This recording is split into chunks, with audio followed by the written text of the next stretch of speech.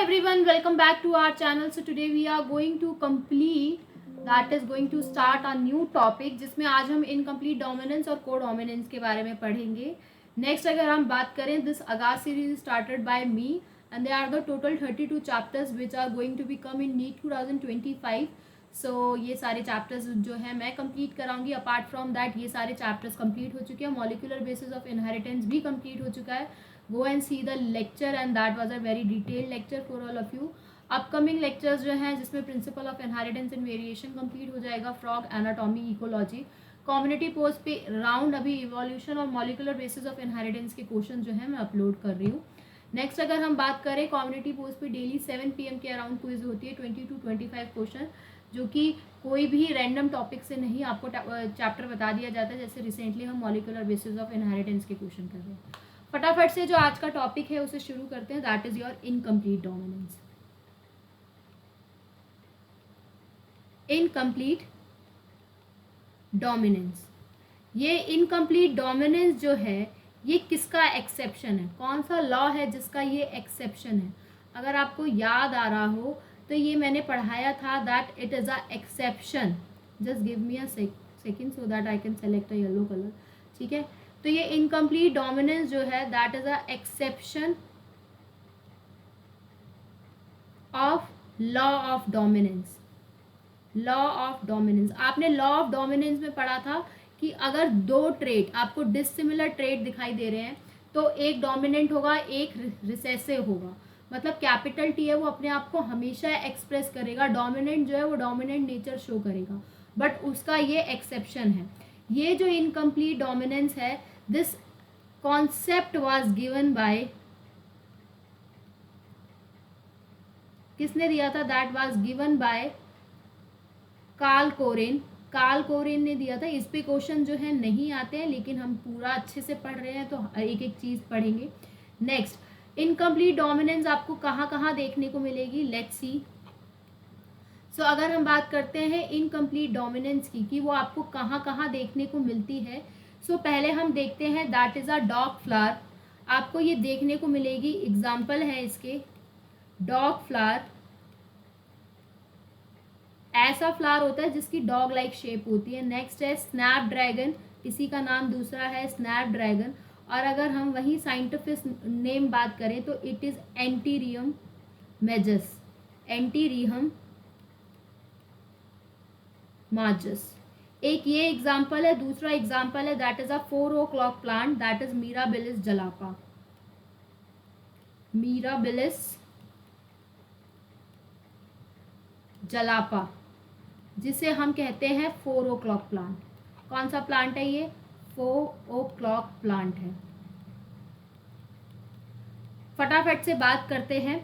यहाँ पे हमने लिए होमोजाइगस पेरेंट. होमोजाइगस मतलब या तो होमोजाइगस डोमिनेंट है या होमोजाइगस रिसेसिव है.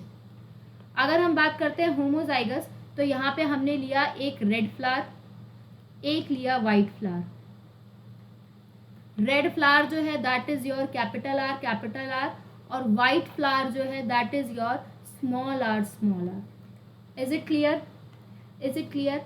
नेक्स्ट, ये जो रेड और वाइट फ्लावर आप लिए हैं, इनके जब गैमीट्स मिलेंगे, आपको पता है 50% चांस होता है गैमीट का आने का, तो यहाँ से एक कैपिटल आर उठाओ और यहाँ से एक स्मॉल आर, दोनों का आपस में क्या हो जाएगा, दैट इज क्रॉस. जब वो क्रॉस आएगा तो हमें कौन सी जनरेशन देखने को मिलेगी, that is uh F1 generation. और ये जब F1 जनरेशन आएगी तो ये बन जाएगा कैपिटल आर स्मॉल आर. जब ये कैपिटल आर स्मॉल आर बनेगा तो अभी तक जितना पढ़ते आए हो तो उस हिसाब से आप इसको रेड बोलोगे. अगर इसका कोई पूछेगा फिनोटाइप क्या है, कैसे दिख रहा है, तो आप रेड बोलेगे.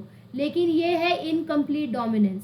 यहाँ पर जब कैपिटल और स्मॉल आर कंबाइन होते हैं तो ये देते हैं पिंक कलर. कैसा कलर देते हैं, that is a pink colour. Next अगर हम बात करें, ये जो आपका कैपिटल आर और स्मॉल आर है जो कि आपका पिंक कलर हो गया है, पिंक कलर का फ्लावर बन गया है. ठीक है, तो यहाँ पर क्या हुआ, एलील की मिक्सिंग हो गई. अभी तक हम पढ़ रहे थे एलील की मिक्सिंग नहीं होगी, यहाँ हो गई. इसीलिए ये एक्सेप्शन है। एलील की क्या हो गई, मिक्सिंग हो गई। नेक्स्ट अगर हम बात करें, इंटरमीडिएट देखने को मिल गया, हमें बीच का देखने को मिल गया, पेरेंट से अलग देखने को मिल गया, ठीक है, ब्लेंडिंग ऑफ एलील देखने को मिल गया, और इसी को इनकम्प्लीट डोमिनेंस कहते हैं। नेक्स्ट अगर क्वेश्चन आता है, ठीक है, जैसे अब ये एक रेड फ्लावर है, ठीक है, एक रेड फ्लावर बना लेते हैं ताकि थोड़ा सा ये अच्छा दिखे। ये एक रेड फ्लावर था, एक आपका वाइट फ्लावर था, रेड और वाइट कंबाइन हुए तो इन्होंने एक पिंक फ्लावर दे दिया, ठीक है। नेक्स्ट ये यहां पर आ गया आपका एक पिंक फ्लावर। जब इस पिंक फ्लावर दैट इज आपका कैपिटल आर स्मॉल आर की क्या कराओगे, सेल्फिंग कराओगे।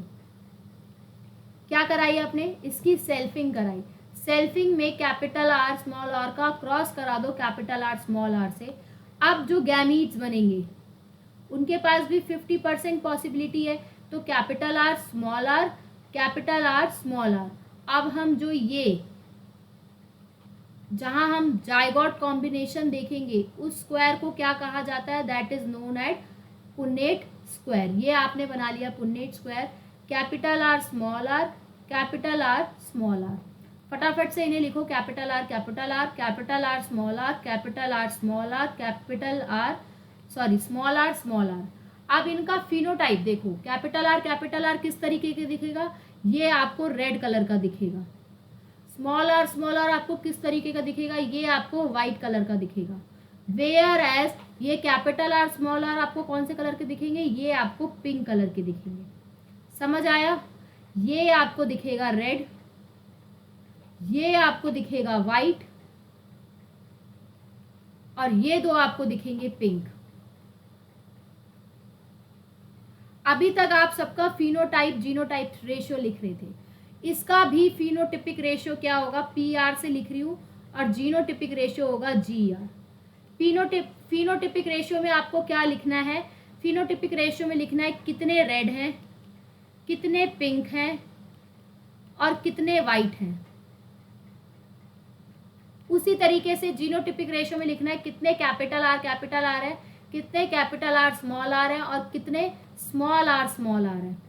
ध्यान से देखो, इसका रिजल्ट आपको देखने को मिलेगा 1, पिंक कितने हैं 2, और वाइट कितने हैं 1। उसी तरीके से कैपिटल आर कितना है 1, कैपिटल आर 2, स्मॉल आर 1। क्या देखने को मिला, फिनोटिपिक जीनोटिपिक रेशियो सेम। अब आपने 3 जगह ऐसी पढ़ ली, आपको क्या पता चला कि इनकम्प्लीट डोमिनेंस में भी क्या होता है। अगर हम बात करें इनकम्प्लीट डोमिनेंस की, तो इनकम्प्लीट डोमिनेंस में भी क्या होता है, फिनोटिपिक एंड जीनोटिपिक रेशियो कैसी होती है, सेम होती है। कैसी होती है, सेम होती है। अगर आपको आपका प्रीवियस लेक्चर याद हो तो आपको पता होना चाहिए कहाँ कहाँ आप फिनोटिपिक और जीनोटिपिक रेशियो सेम पढ़ चुके हो। फिनोटिपिक जीनोटिपिक रेशियो आपको एक इनकम्प्लीट डोमिनेंस में देखने को मिलेगी, और कहाँ देखने को मिलेगी, मोनोहाइब्रिड टेस्ट क्रॉस में देखने को मिलेगी, मोनोहाइब्रिड टेस्ट क्रॉस में देखने को मिलेगी, और आपको डाई हाइब्रिड टेस्ट क्रॉस में देखने को मिलेगी। वो बात अलग है, रेशियो अलग अलग आएगी, लेकिन आपस में फिनोटिपिक जीनोटिपिक सेम होगा। सपोज अगर हम बात करें इनकम्प्लीट डोमिनेंस की, फिनोटिपिक जीनोटिपिक रेशियो कितनी है, 1:2:1, दोनों की यही होगी। मोनोहाइब्रिड टेस्ट क्रॉस में 1:1, डाई हाइब्रिड टेस्ट क्रॉस में 4 बार 1। इज इट क्लियर, इतनी रेशियो में आपको कोई अभी तक दिक्कत, ठीक है। आपको क्या देखने को मिला, अगर आप इसका कंक्लूजन निकालें, what is a conclusion of incomplete dominance. अभी तक आपने पढ़ा मोनोहाइब्रिड और डाई हाइब्रिड में कि F1 में जब हम क्रॉस कराते थे, ठीक है, ये है आपका F2। आपने अभी तक मोनोहाइब्रिड डाई हाइब्रिड में पढ़ा कि F1 जो होता था वो किसी पेरेंट के साथ दिख रहा होता था, और F2 जो होता था उसमें दोनों पेरेंट दिखते थे। लेकिन अगर हम बात करते हैं कंक्लूजन ऑफ इनकम्प्लीट डोमिनेंस की, किसकी, इनकम्प्लीट डोमिनेंस की अगर कंक्लूजन की बात करें, तो इसका जो F1 है जो कि पिंक कलर का आया है वो किसी से रिजेंबल कर रहा है? नहीं कर रहा है। तो F1 is did not resemble either of their parent, किसी भी पेरेंट से मिलता जुलता नहीं है। वेयर एज अगर हम बात करें F2 की, तो F2 में आपको दोनों पेरेंट देखने को मिलेंगे। F2 में जो है that is resemble with both parent, दोनों पेरेंट के आपके जीनोटाइप जो है आपको यहाँ देखने को मिल जाएंगे। लेकिन F1 में कोई भी देखने को नहीं मिलेगा, क्योंकि F1 का रिजल्ट क्या था? पिंक। पेरेंट कैसे थे? रेड और वाइट। ठीक है, ठीक है। Is it clear to everyone? यहां तक किसी को कोई डाउट? ठीक है। Next we are going to study what is multiple allelism. Multiple allelism क्या होता है? फटाफट से बात करते हैं, मल्टीपल एलिलिज्म क्या होता है। छोटे छोटे लेक्चर्स हैं, लेकिन एक एक कॉन्सेप्ट अच्छे से समझा रही हूं। मल्टीपल एलिलिज्म क्या होता है? If we are talking about multiple allelism, मतलब एक जीन जो है वो कितने एलील देता है? 2 एलील देता है। और वो जो 2 एलील हैं कितनों को एक्सप्रेस करते हैं? एक कैरेक्टर को एक्सप्रेस करते हैं। देखो, जस्ट गिव मी 1 सेकेंड। अभी तक आपने क्या पढ़ा? ठीक है, यूजली कहो या जर्नली कहो, अभी तक आपने क्या पढ़ा? एक जीन था। क्या पढ़ा? एक जीन था। वो जो जीन था किसके लिए रिस्पॉन्सिबल था? दैट इज एक कैरेक्टर के लिए रिस्पॉन्सिबल था। अगर आपका ब्लैक हेयर कलर है तो उसका एक ही जीन होगा। वो जीन जो है वो कितने एलील देंगे? वो 2 एलील देंगे। ये तो हो गया जर्नली। लेकिन मल्टीपल एलिलिज्म में क्या होता है?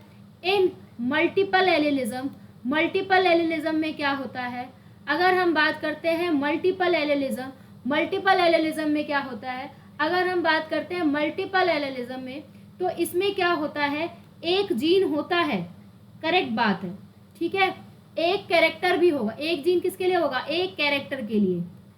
ये भी सही है, लेकिन उसके एलील कितने होंगे? That they have a more than 2 allele, 2 से ज्यादा एलील होंगे। और जब 2 से ज्यादा एलील होते हैं, जो सिंगल कैरेक्टर को कंट्रोल करते हैं, उसे हम मल्टीपल एलिलिज्म कहते हैं। ठीक है, कैसे लिखेंगे? That more than two allele are responsible for one character, are responsible for one character। ऐसे को हम क्या कहते हैं? ऐसे को हम मल्टीपल एलिलिज्म कहते हैं। क्या कहते हैं? मल्टीपल एलिलिज्म कहते हैं। नाम में ही आ रहा था multiple allele. What is the example of multiple allelism? इसका एग्जाम्पल क्या है? मल्टीपल एलिलिज्म का एग्जाम्पल है ABO ब्लड ग्रुप। क्या है? ABO blood group. ध्यान से पढ़िए बिल्कुल। मल्टीपल एलिलिज्म का एग्जाम्पल है ABO ब्लड ग्रुप। ठीक है, यहाँ पर एक ABO ब्लड ग्रुप जो है, तो नॉर्मली हम बात करें तो ये जो ब्लड ग्रुप है, blood group controlled by 1 gene, एक जीन कंट्रोल कर रहा है। उस जीन का नाम क्या है? That is a I gene. क्या नाम है? आई जीन। ठीक है, आई जीन है। आई जीन का कैरेक्टर क्या हो गया? आपका ब्लड ग्रुप।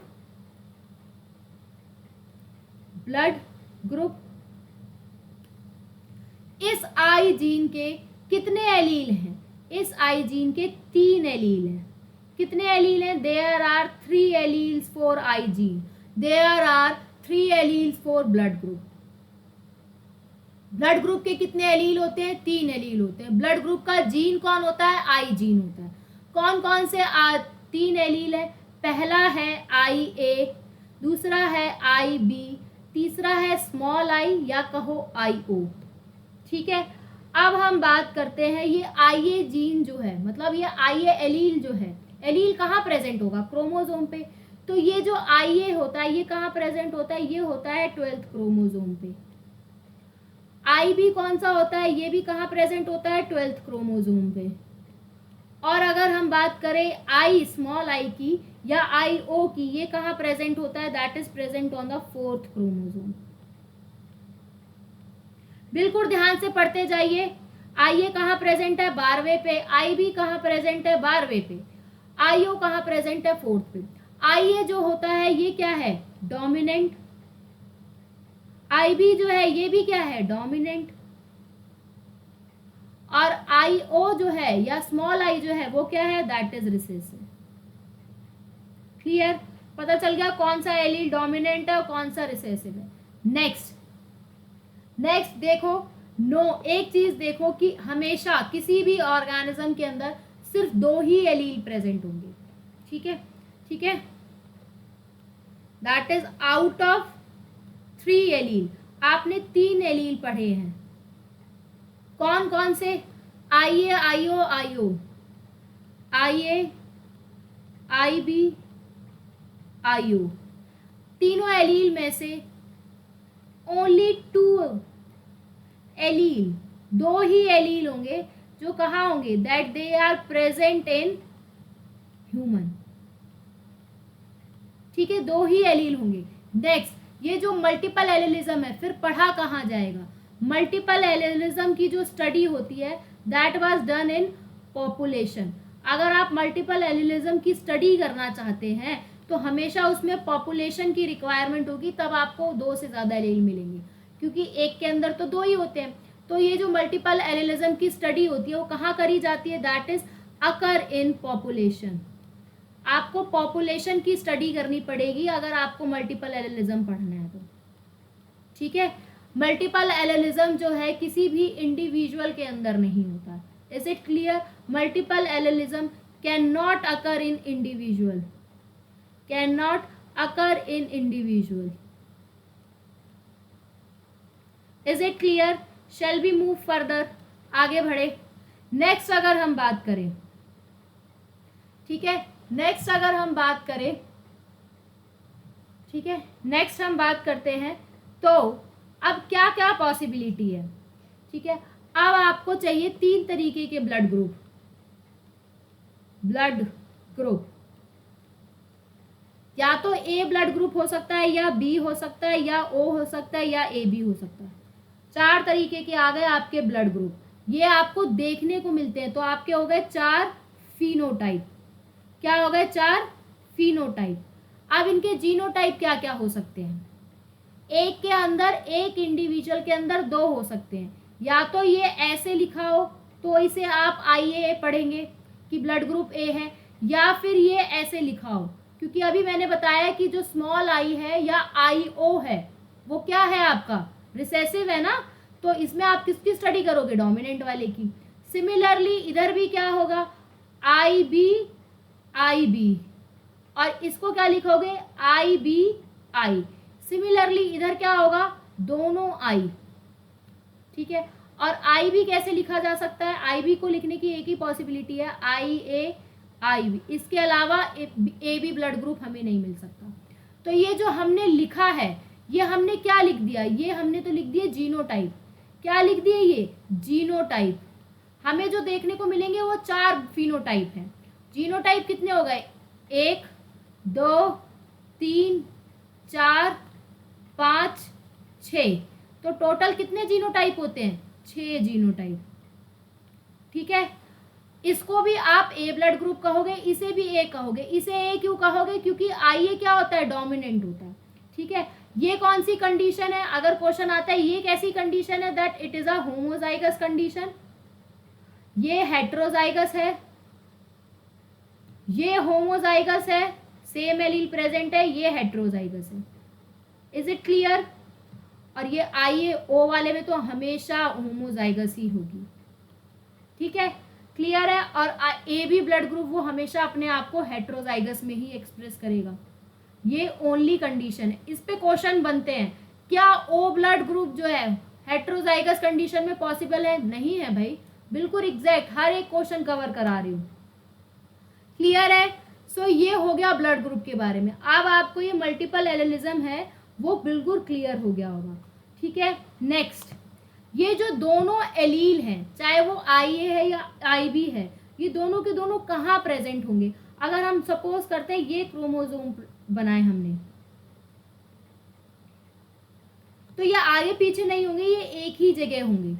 ठीक है, इसी के लिए हम लिखते हैं कि दोनों के दोनों एलील, कोई से भी एलील हो, चाहे होमोजाइगस हो या हेट्रोजाइगस हो, बोथ एलील। ठीक है, कोई से भी एलील हो, चाहे होमोजाइगस हो या हेट्रोजाइगस हो, दोनों के दोनों कहाँ प्रेजेंट होंगे? That they both are present on the same locus, same जगह, same present on same locus. Locus क्या होता है? लोकस वो जगह होती है क्रोमोसोम में जहां पर वो एलील प्रेजेंट होता है। ठीक है, लोकस या कहो होमोलोगस साइट,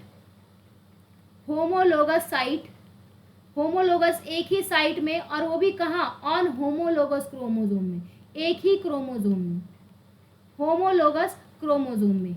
ये क्या कह दिया? अब एक एग्जैक्ट बिल्कुल ये देखो, ये डायग्राम देखो, अगर ये IA प्रेजेंट है तो ये कहाँ प्रेजेंट होगा? 12वें क्रोमोसोम पे, 12वें पे, ये 12 पे 4 पे, ये 12 पे 12 पे, ये 12 पे 4 पे, समझ रहे हो? ये चौथे क्रोमोसोम पे, ये चौथे क्रोमोसोम पे, और ये 12 पे, ये भी 12 पे। ठीक है ये 1214 क्या है? Chromosome number. क्लियर है? क्लियर है? यहां तक कोई डाउट? यहां तक कोई डाउट? नेक्स्ट हम बात करते हैं कि ये जो प्रेजेंट होते हैं, ये कहाँ प्रेजेंट होते हैं? ये जो ब्लड है AB O, ये क्या है? देखो, आपके ब्लड के अंदर एक सेल प्रेजेंट होती है, ब्लड के अंदर एक सेल प्रेजेंट होती है, वो सेल कौन सी होती है? RBC। ठीक है, उसकी मेम्ब्रेन पे शुगर प्रेजेंट होती है, उससे हम पता लगाते हैं कौन सा ब्लड ग्रुप है। मेम्ब्रेन पे क्या होती है? शुगर प्रेजेंट होती है। जैसे अब आप ले लीजिए ब्लड, कौन कौन सी शुगर है वो देखिए। अगर आपके पास A ब्लड ग्रुप है या B है या O है या AB है, तो शुगर कौन सी होगी? A की शुगर कहाँ प्रेजेंट होगी? IA, तो A शुगर। कौन सी शुगर होती है? शुगर का नाम है N-गैलेक्टोसामाइन। कौन सी शुगर है? N-गैलेक्टोसामाइन, N-गैलेक्टोसामीन। वेयर एज B के लिए क्या होगा? IB। B के लिए कौन सी शुगर होती है? That is your D galactose, D galactose. O के लिए नो शुगर। ठीक है, वेयर एज AB के लिए आपका IA भी है और IB भी है, तो दोनों तरीके की शुगर प्रेजेंट होती है, N-गैलेक्टोसामाइन भी और D-गैलेक्टोज भी। ठीक है, नेक्स्ट अगर आपके पास कोई ऐसा क्वेश्चन आया कि एक मल्टीपल एलिलिज्म है, ठीक है, आपको फाइंड करना है, फाइंड द जीनोटाइप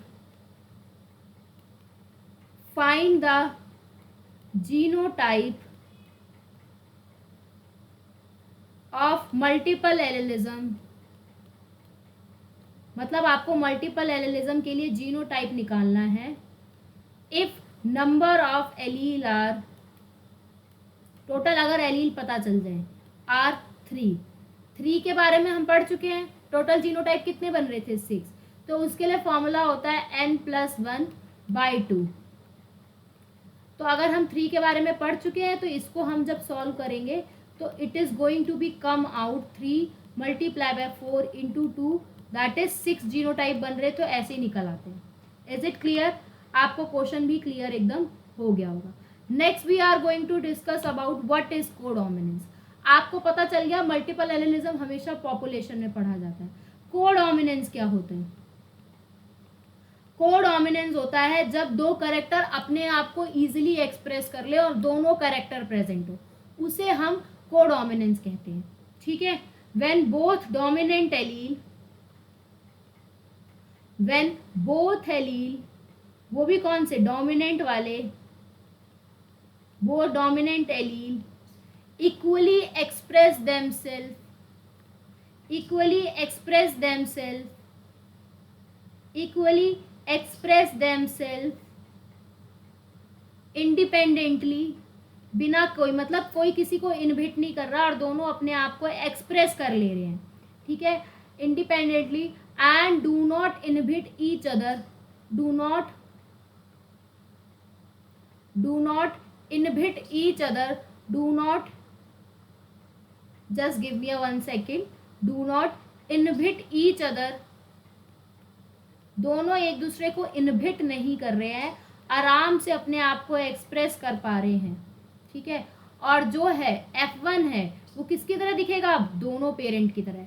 F1 जो है that is resemble like both of their parent, both of their parent.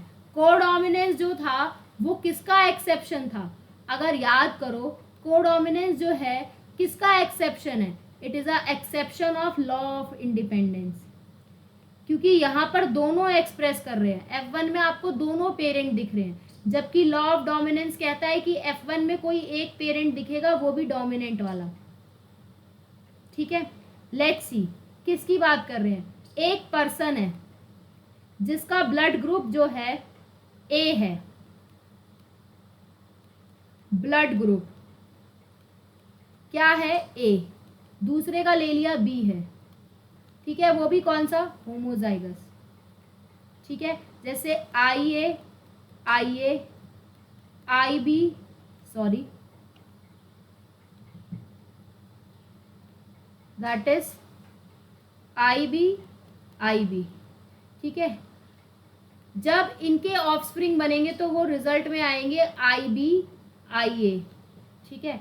तो ये दोनों अपने आप को एक्सप्रेस कर पा रहे हैं, बिकॉज ये दोनों एलील कहाँ प्रेजेंट हैं, they both are present on chromosome 12 पे प्रेजेंट है, ठीक है। तो कोडोमिनेंस के एग्जाम्पल क्या क्या हुए, एग्जाम्पल ऑफ कोडोमिनेंस,